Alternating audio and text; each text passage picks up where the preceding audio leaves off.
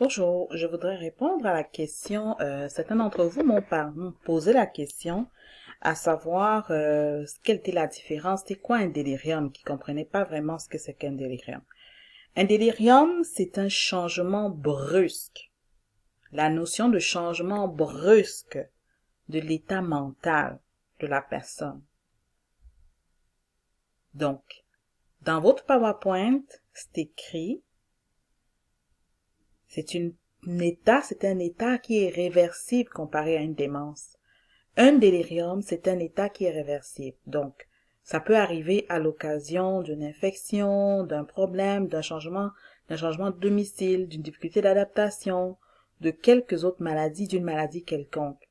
Tandis une démence est un état constant. C'est une maladie en constante, en évolution. Un délirium va arriver et puis, lorsqu'on aura résolu le problème sous-jacent, il va disparaître. Donc, les manifestations d'un délirium, si on vous pose la question, les manifestations d'un délirium, c'est quoi? Il y a une perturbation de l'attention. Il y a également le tableau sur lequel est écrit l'étoile jaune dans le tableau la diapositive numéro 32 dans votre PowerPoint. Il y a une différence justement entre un délirium et un TNC majeur, parmi lesquels la durée d'un délirium se compte en heures ou en semaines, tandis qu'un démence, c'est comme des mois, c'est pendant des mois puis des années. L'apparition d'un délirium, c'est brusque. C'est pour ça que la définition, c'est vraiment changement changement brusque de l'état mental. Donc, l'arrivée est brusque, tandis que un TNC majeur, un trouble cognitif, une démence, c'est lente. L'apparition est vraiment lente. Elle s'en vient petit à petit. Aussi, dans le TNC majeur, l'attention est préservée, tandis que dans un délirium, elle est fluctuante. Et en ce qui concerne la mémoire, dans le TNC majeur, la mémoire est épisodique. La mémoire épisodique récente est altérée, tandis que dans le délirium, la mémoire épisodique et la mémoire même de travail est altérée. Parce que dans le TNC, la mémoire de travail n'est pas altérée, tandis que dans le délirium, la mémoire de travail est altérée. Donc, on va observer une hypervigilance ou une hypovigilance. Je vous ai expliqué en classe l'autre jour, je vous ai parlé de qu'on peut observer un délirium hypoactif ou un délirium hyperactif. Dans un délirium hyperactif, on va avoir de l'agitation, on va avoir des comportements d'agressivité, tandis que dans un délirium hypoactif, on va avoir plutôt une léthargie. On va avoir un patient qui est fatigué, qui a plus de force et tout, qui va arrêter de parler alors il avait une certaine labilité verbale, mais là, on va plus rien observer. On sent qu'il y a un changement dans son état, même s'il est plus calme, même s'il est plus fatigué, on sent qu'il y a un changement.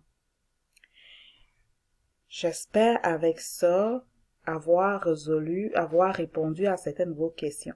Et pour prévenir le délirium, comment on fait pour prévenir le délirium? Il faut être attentif. Faire des évaluations, il faut être attentif aux troubles du sommeil. Donc, il faut que la routine de soins soit organisée de telle manière que les résidents à respecter le sommeil des résidents. Il faut hydrater vos patients, il faut éviter la déshydratation. Donc, augmenter la fréquence des verres d'eau qu'on leur donne. Donc, veiller à l'hydratation quand c'est l'été. On va rafraîchir les pièces dans lesquelles ils sont. Aussi, il faut dépister les troubles de vision, les troubles auditifs. C'est pour ça que dans les centres, parfois, il va y avoir des campagnes de dépistage d'optométristes. Parfois, on va les amener voir l'audioprothésiste. Donc, il faut dépister la douleur également. On a parlé de la douleur, on a dit que c'était un facteur qui pouvait entraîner un délirium.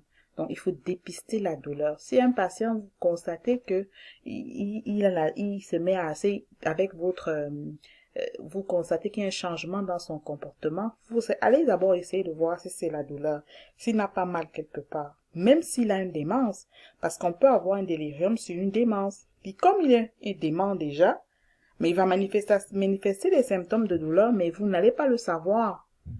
Fait qu'il va partir en délirium, il va un délirium se rajouter là-dessus.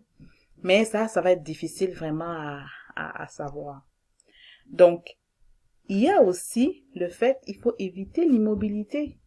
Donc, c'est pour ça qu'il faut faire marcher vos patients, il faut faire bouger vos patients, il faut les encourager à se mobiliser. Et également, tous les patients qui ont les sondes urinaires, il faut également faire des soins d'hygiène au niveau du milieu urinaire pour éviter les infections. Lorsque vous placez ou réinstallez les sondes urinaires, il faut veiller à ce que ce soit fait avec une certaine stérilité. Je reste disponible sur ce. J'espère que j'ai répondu à la plupart de vos questions par rapport à ce qui concerne le délirium. Et je reste disponible si jamais vous avez d'autres questions. Bonne étude.